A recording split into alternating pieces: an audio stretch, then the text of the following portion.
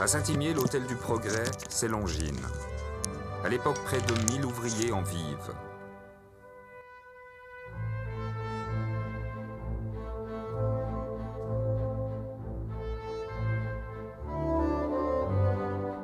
C'est un véritable cortège, les gens qui venaient travailler. L'horlogerie a permis à beaucoup de gens de vivre bien, très bien même. Hein.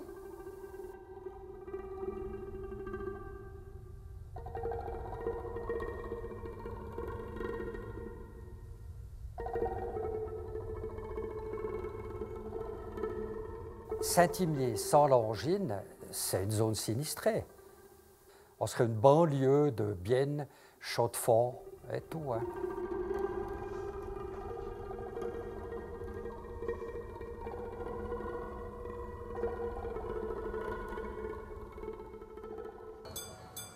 Horloger de luxe dans une région alors pauvre, Longines y fait la pluie et le beau temps, régnant sans partage sur une population dont il est l'employeur exclusif.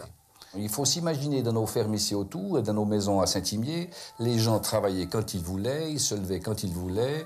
Les gens ont dû se discipliner, descendre dans les usines, respecter les horaires et laisser un peu de leur liberté traditionnelle, l'horaire qu'ils voulaient, manger quand ils voulaient.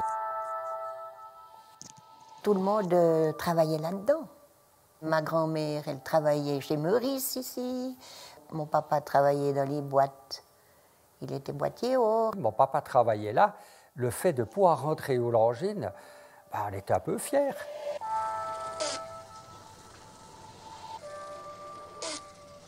J'ai travaillé chez Réville jusqu'en 1992. Et ensuite, on a été transféré ici, dans les bâtiments Longines. Et puis, j'ai pris ma retraite en 2013. J'ai commencé ces Longines le 1er septembre 1969. J'ai travaillé 50 ans et 3 mois. J'ai plutôt fait dans le secteur administratif. J'ai aussi ma femme qui a eu travaillé, mon ex-femme, quoi, si j'ose le dire. Et puis ma fille. Ma fille, elle a pris la relève.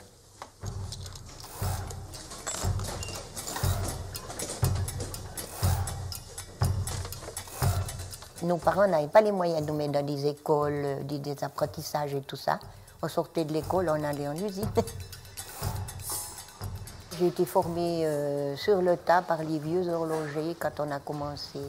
Ceux à qui j'ai eu affaire tout au départ, c'était des gens qui avaient l'âge à mes parents puis qui se connaissaient quand même dans le village. Ils étaient gentils avec nous comme avec leurs enfants.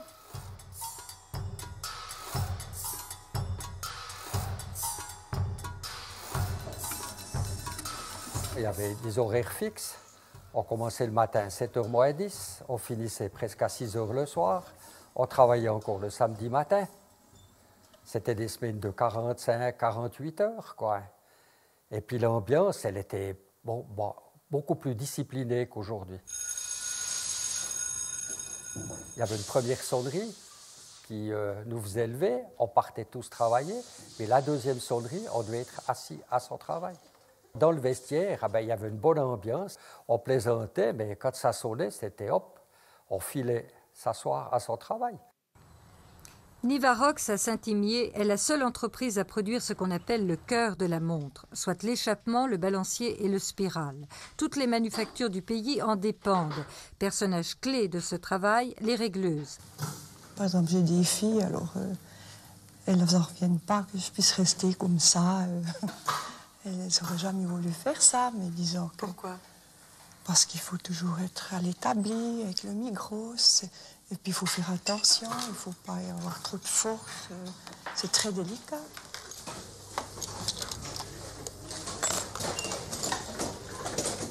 Les dames, elles font un petit peu de couture, elles font un petit peu de tricot, des choses comme ça, ce qui fait que on ne fait pas des gros travaux. Alors, dans la minutie du travail à l'établi, je crois que c'était bien. C'est pour ça qu'il y a eu beaucoup de femmes sur les chaînes ou bien à l'établi. Hein. On devait prouver plus que les hommes. Ça, c'est vrai. Hein. Il y en a quand même qui ont beaucoup souffert. Hein. Il y en a qui... Oui, il y a quand même pas mal de femmes qui étaient assez rabaissées. Hein. C'était assez rare qu'ils mettent des femmes... dans le haut du panier, quoi. Vous regardez? Vous pouvez y aller. Puis arriva la crise.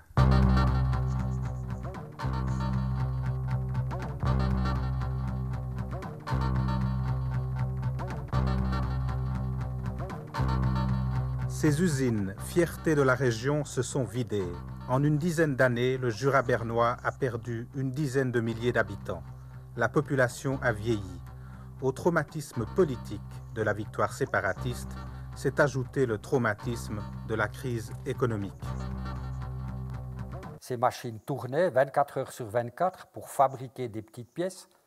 Alors, quand la crise horlogère est arrivée, le quartz a supplanté le mécanique et toutes ces machines, on n'en avait plus besoin. Et alors ça me fait penser à la crise sombre qu'on a vécue, hein, qu'on avait peur.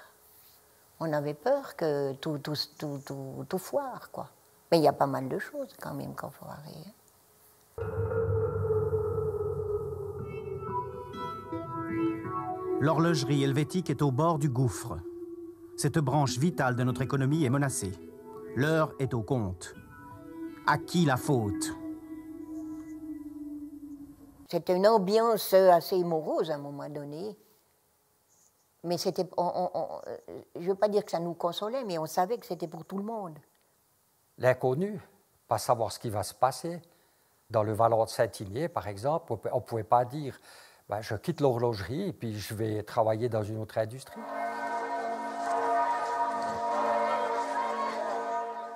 Un des moments forts, ça a été le cortège au flambeau.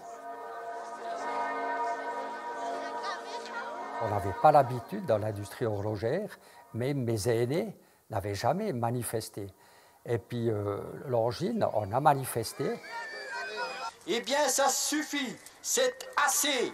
Nous ne pouvons plus supporter de perte des emplois. Nous ne pouvons plus tolérer que des travailleurs et des travailleuses soient déplacés. On est parti depuis la gare de Saint-Imier, on est monté sur le pod. Ça a été impressionnant parce que les premiers arrivaient à la place du marché. Moi, j'étais au début du pod et de voir tous ces gens qui portaient une torche, ça vous donne une boule à l'estomac. Hein. Et puis là, on a senti vraiment qu'il se passait quelque chose. Il y a eu une prise de conscience, mais il y a aussi eu un esprit de solidarité envers tout le monde.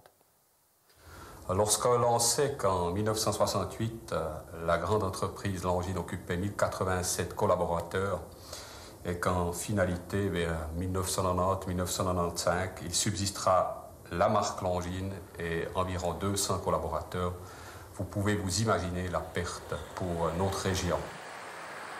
J'ai beaucoup de copains qui ont dû partir à Fontaine-Melon, à Courgemont, à Granges. Mais le but premier, c'était d'avoir sa paye, d'avoir du travail. Alors, il n'y a pas vraiment de haine. Hein. Ça aurait pu beaucoup plus mal se terminer, finalement. Et puis, je me dis qu'on a eu quand même des dirigeants qui nous ont quand même sauvé la vie. Hein. C'est M. Fontenelle, hein. C'est le chef. Hein. L'horlogerie suisse peut se rengorger. Nos exportations ont augmenté de 1,1% l'an dernier pour atteindre 6,85 milliards de francs. C'est un nouveau record. Les mesures ont été prises pour être moins lourds, plus concurrentiels, et je suis convaincu que les marques historiques suisses dans l'or vont progresser. J'ai travaillé avec M. Fontenelle pendant plus de 40 ans, alors je le connais mieux que mon papa. J'ai beaucoup vécu, j'ai beaucoup voyagé, je me suis fait engueuler plusieurs fois. Avec lui, je partais à la guerre. Hein.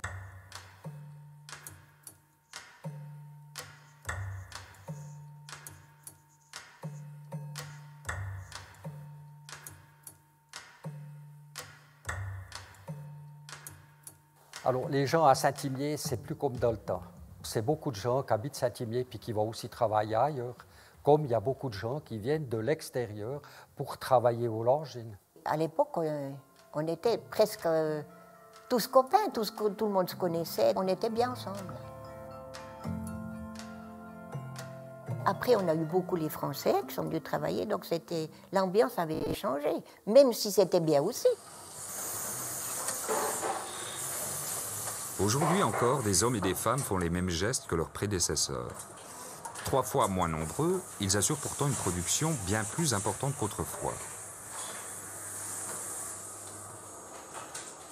Les femmes, elles se sont affirmées. Il y en a quand même beaucoup qui se sont affirmées, elles ont fait des métiers, elles ont fait le métier d'horlogère, et puis après, elles ont eu des places comme les hommes après. De travailler à l'établi, c'est malgré tout quelque chose de fantastique.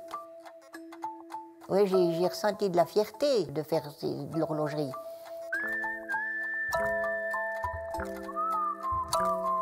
Ça, c'était une montre que je trouvais magnifique. J'ai eu la chance d'en avoir une. Mon dernier jour, c'était la fin de l'année, 31 décembre. J'ai pris le temps de ranger toutes mes affaires. Puis quand les portes se sont fermées derrière moi, ça a été un moment difficile d'abandonner et puis de se dire, ouais, voilà, c'est fini, c'est terminé.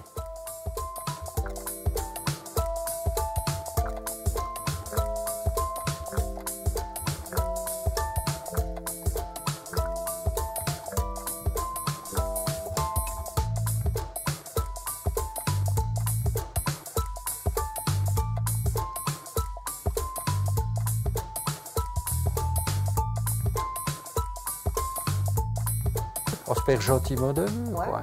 C'est la vie, c'est comme ça. C'est pour ça que ça fait plaisir quand on peut se revoir.